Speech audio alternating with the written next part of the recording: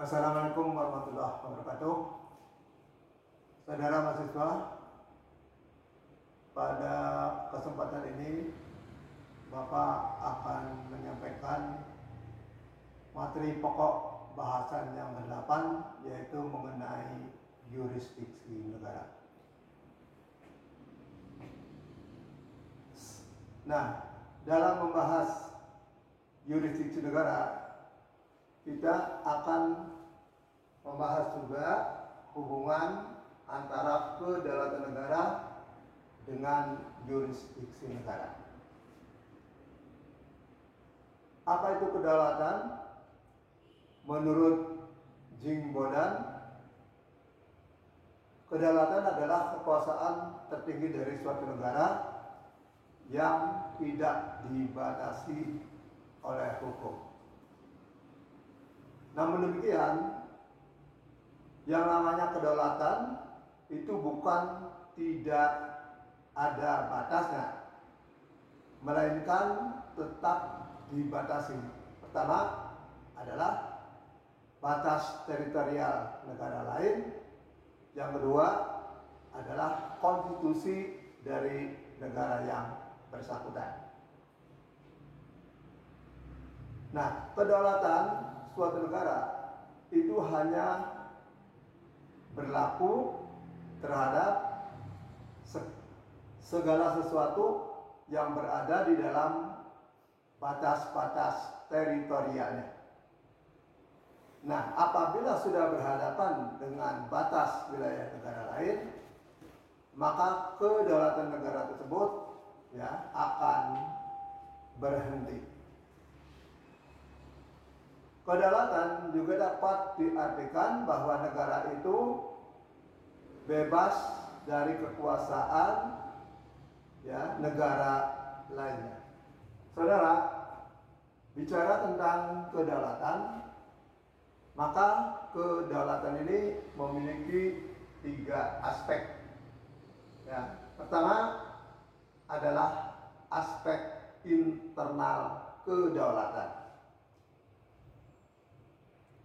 Yang kedua adalah aspek eksternal kedaulatan, dan yang ketiga adalah aspek teritorial kedaulatan. Aspek internal kedaulatan ini berarti hak eksklusif suatu negara untuk menentukan lembaga-lembaganya, menentukan undang-undangnya, untuk mengatur segala sesuatu yang ada di dalam wilayahnya. Nah, contohnya aspek kedaulatan internal dari Indonesia. Untuk penentuan lembaga-lembaga negara itu diatur di dalam Undang-Undang Dasar 1945. Kalau kita lihat dari aspek historisnya, semula yang namanya itu Mahkamah Konstitusi, yang namanya itu Komisi Yudisial, itu tidak ada di dalam Undang-Undang Dasar 1945. Tapi melalui amandemen, lembaga negara atau institusi negara itu diatur atau diadakan, yang semula itu tidak ada. Demikian juga aspek internal kedaulatan berkaitan dengan penentuan undang-undang. Suatu negara itu punya kewenangan untuk membuat berbagai peraturan perundang-undangan, dari tingkat undang-undang sampai dengan yang paling rendah, yaitu peraturan menteri, atau kalau dalam negara kita itu sampai dengan peraturan daerah, provinsi, kabupaten atau kota. Yang kedua, aspek eksternal kedaulatan. Artinya adalah hak bagi setiap negara secara bebas tanpa tekanan, kekangan dari negara lain untuk menentukan hubungan-hubungan dengan subjek hukum internasional lainnya. Ya. Nah, atau dengan kata lain, ya, aspek eksternal kedaulatan ini adalah kekuasaan tertinggi untuk melakukan tindakan-tindakan yang dibenarkan oleh hukum internasional. Contohnya kita, ya, negara angkatan laut negara kita ini bisa menumpas para bajak laut yang ada di luar jurisdiksi negara, baik di ZEE maupun di laut lepas. Contoh lainnya adalah, ya, negara kita Indonesia itu bisa mengirimkan pasukan perdamaian, misalnya ya pasukan Garuda Indonesia ke Lebanon atau ke Sudan. Ini ya merupakan aspek eksternal dari suatu kedaulatan. Yang ketiga adalah aspek teritorial kedaulatan. Ya. Apa itu aspek teritorial dari kedaulatan? Adalah hak wewenang eksklusif dari suatu negara, ya, untuk mengatur segala sesuatu, ya, orang, benda, peristiwa yang ada di dalam batas-batas teritorialnya. Nah, kedaulatan juga memiliki 3 pengertian, ya. Pengertian lain dari kedaulatan yaitu pengertian dalam arti negatif dan pengertian dalam arti positif. Pengertian negatif, ya, pertama, kedaulatan dapat berarti bahwa negara tidak tunduk pada ketentuan-ketentuan hukum internasional yang memiliki kedudukan yang lebih tinggi. Tapi ini masih dipertanyakan, ya, bahwa negara tidak tunduk pada ketentuan hukum internasional yang memiliki kedudukan yang lebih tinggi. Kita bisa lihat pada piagam PBB, ya. Bisa kita lihat dalam piagam PBB, ya. Itu suatu negara merdeka, ya. Begitu dia muncul sebagai suatu merdeka, dia, ya, itu harus mematuhi piagam Perserikatan Bangsa-Bangsa, yaitu memelihara perdamaian dan keamanan internasional, walaupun negara itu tidak menjadi anggota PBB, ya. Kemudian arti negatif yang kedua, ya, bahwa kedaulatan berarti bahwa negara tidak tunduk pada kekuasaan apapun dan dari mana ya datangnya tanpa persetujuan negara yang bersangkutan. Arti yang negatif yang kedua juga ini bisa kita bantah, ya, bisa kita bantah. Artinya apa? Ya, bahwa suatu negara itu bisa tunduk, ya, pada kekuasaan, ya, subjek hukum internasional lainnya. Misalnya apa? Misalnya kalau suatu negara, ya, karena kesalahannya, ya, melanggar perjanjian internasional, kemudian oleh Dewan Keamanan diberikan sanksi ekonomi, maka negara itu harus tunduk kepada resolusi Dewan Keamanan mengenai sanksi itu. Ya. Jadi di sini, ya, arti negatif, ya, dari suatu kedaulatan ini, ya, masih kita pertanyakan, ya. Kemudian pengertian positif, Pengertian positif dari suatu kedaulatan ini memberikan kepada titulernya, yaitu negara, sebagai pimpinan tertinggi atas warga negaranya. Ini yang dinamakan wewenang penuh dari suatu negara. Ya. Kemudian yang kedua, kedaulatan ya memberikan wewenang kepada negara untuk mengeksploitasi sumber-sumber alam di wilayah nasionalnya bagi kesejahteraan umum masyarakat. Ini yang disebut dengan kedaulatan permanen atas sumber-sumber kekayaan alam.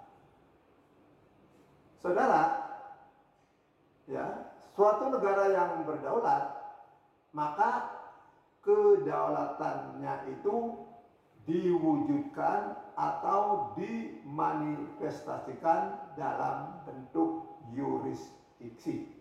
Ya. Nah, ini kaitannya ya. Jadi suatu negara yang berdaulat, maka perwujudannya, manifestasinya itu dalam bentuk yurisdiksi negara. Artinya ya, negara yang berdaulat pasti negara itu memiliki yurisdiksi. Oke, saudara,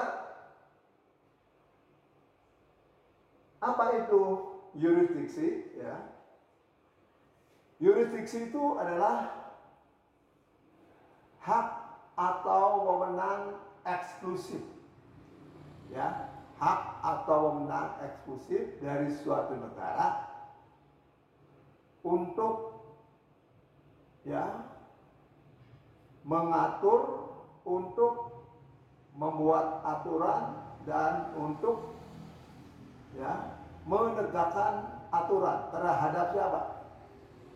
Terhadap individu-individu ya yang benda-benda ya yang ada di dalam batas-batas teritorialnya ya. Ya. Nah, dari apa yang Bapak kemukakan tadi ya, yurisdiksi itu ya itu mencakup aspek yurisdiksi eksekutif, yurisdiksi legislatif, dan yang ketiga adalah yurisdiksi yudikatif. Ya, yurisdiksi eksekutif apa? Ya, yaitu kewenangan pemerintah untuk melaksanakan pemerintahan, ya, mengatur ya lembaga-lembaganya, mengatur ya rakyatnya yang ada di dalam batas-batas teritorialnya. Kemudian yurisdiksi legislatif, yaitu kewenangan suatu negara untuk membuat ya peraturan perundang-undangan, ya, membuat peraturan perundang-undangan dari tingkat undang-undang ya sampai dengan peraturan menteri. Yang ketiga adalah aspek yurisdiksi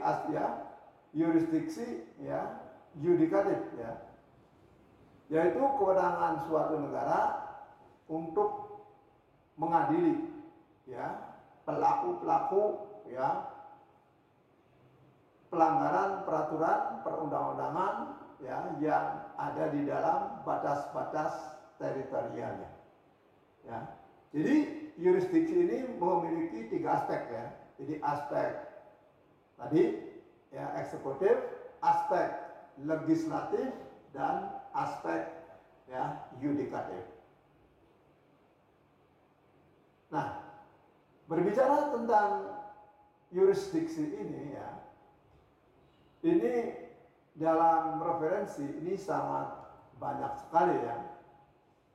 Banyak sekali ya pembahasan mengenai yurisdiksi ini. Oke, kita masih bicara tentang yurisdiksi ya. Dari mana sumbernya yurisdiksi negara ini? Ya. Negara memiliki yurisdiksi ini sumbernya dari mana? Ya. Pertama, berdasarkan ya pada hukum nasional, yaitu ya peraturan perundang-undang. Jadi kalau kita bicara tentang peraturan undang-undang itu dari undang-undang dasar sampai peraturan menteri, ya. Nah, kita itu harus kembali ke Undang-Undang Nomor 12 Tahun 2011, ya, tentang pembentukan peraturan perundang-undangan. Ya. Nah, jadi sumber dari yurisdiksi negara itu pertama adalah undang-undang, ya, atau hukum nasional. Ya, yang kedua adalah hukum internasional. Contoh, ya, yurisdiksi yang bersumber dari hukum nasional.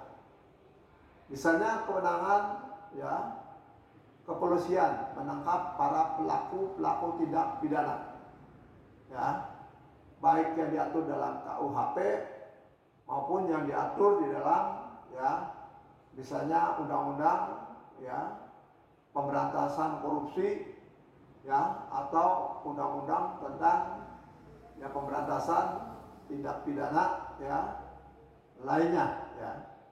Ini kewenangan polisi menangkap ini itu adalah, ya, berdasarkan pada undang-undang yang dalam hal ini tentunya adalah, ya, undang-undang kepolisian, ya.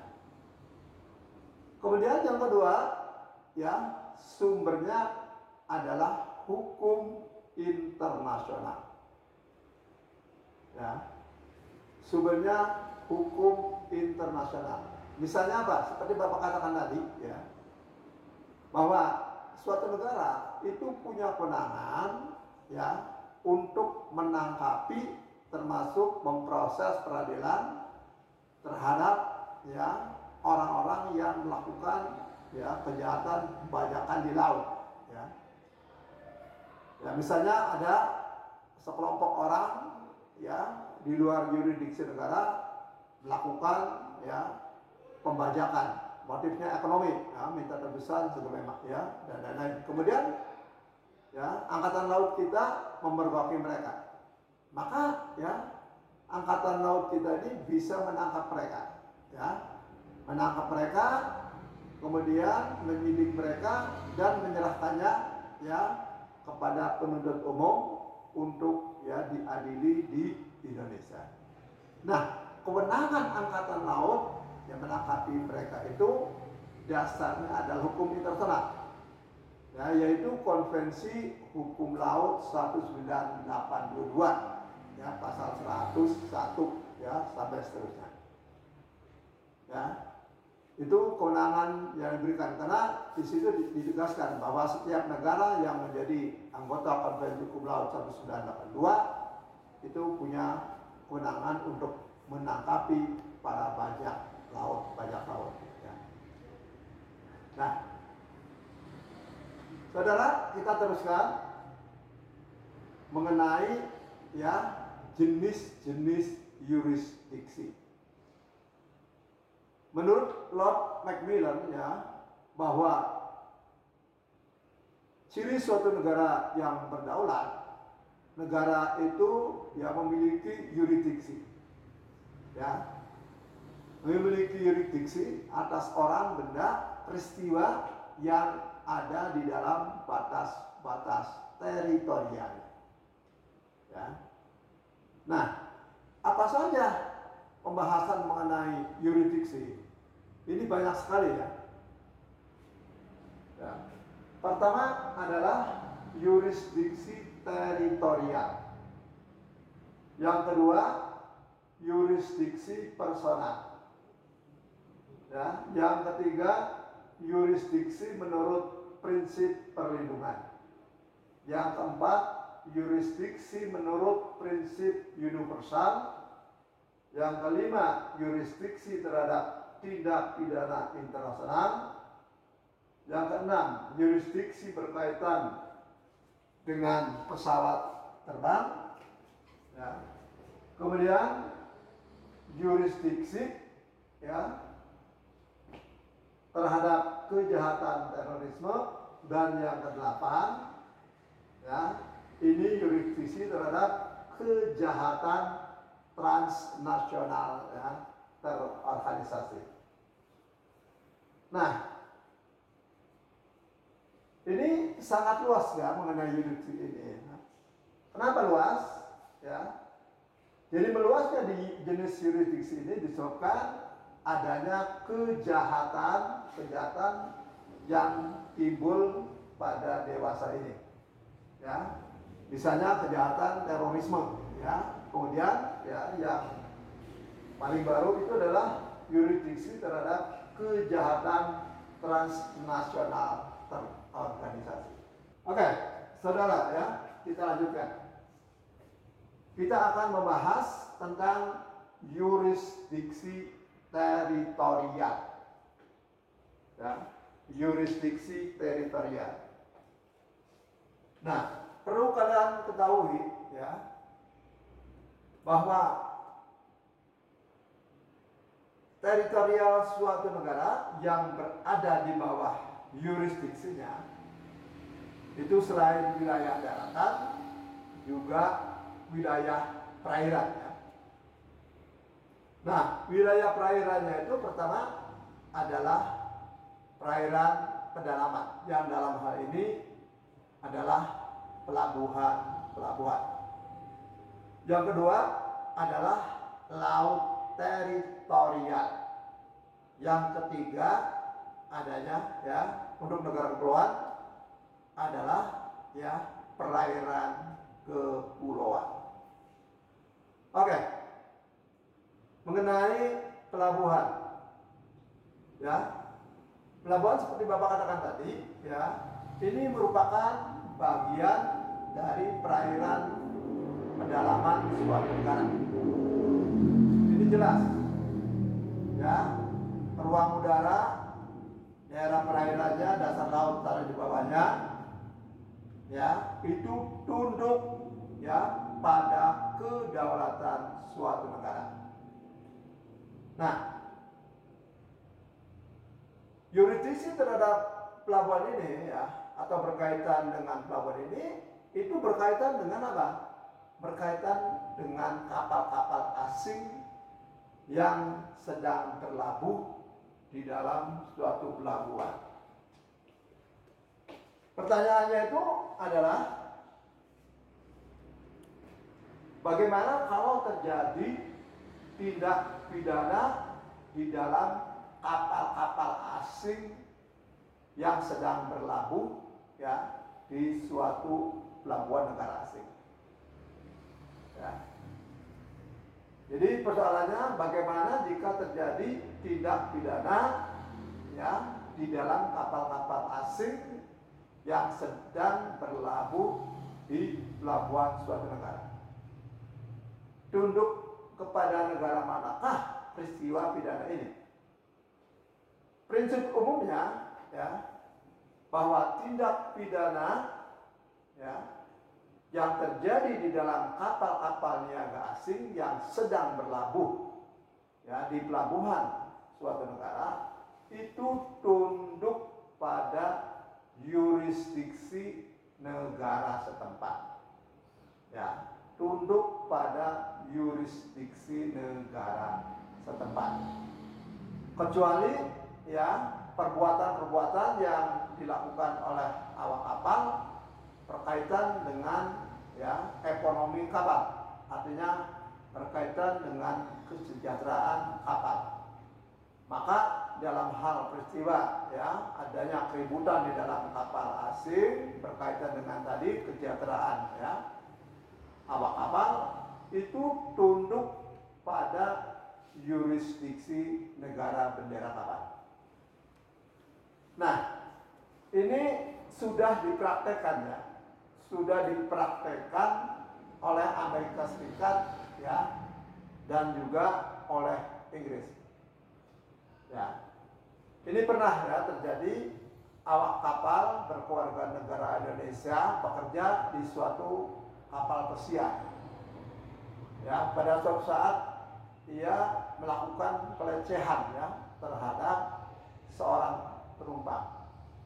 Ketika kapal itu mendarat di pelabuhan di Amerika, ya, maka awak kapal warga negara ditahan oleh pihak berwajib ya di pelabuhan Amerika ini. Nah ini ya, ini prakteknya. Ya. Jadi intinya bahwa peristiwa-peristiwa tindak pidana yang terjadi di dalam kapal-kapal niaga asing yang sedang berlabuh ya di suatu negara, yaitu tunduk pada yurisdiksi negara setempat. Ya. Nah, bagaimana dengan kapal-kapal perang dengan kapal-kapal pemerintah? Ya. Untuk kapal-kapal perang dan untuk kapal-kapal pemerintah yang sedang berlabuh di pelabuhan suatu negara, itu prinsipnya ya tunduk pada yurisdiksi negara bendera kapal. Ya. Jadi kalau ada suatu peristiwa pidana di dalam kapal perang atau di dalam kapal pemerintah yang sedang berlabuh di pelabuhan ya suatu negara, maka pelaku-pelaku tindak pidananya itu ya bisa ditangkap oleh ya nakoda kapal dan diadilinya itu pada ya negara ya bendera kapal.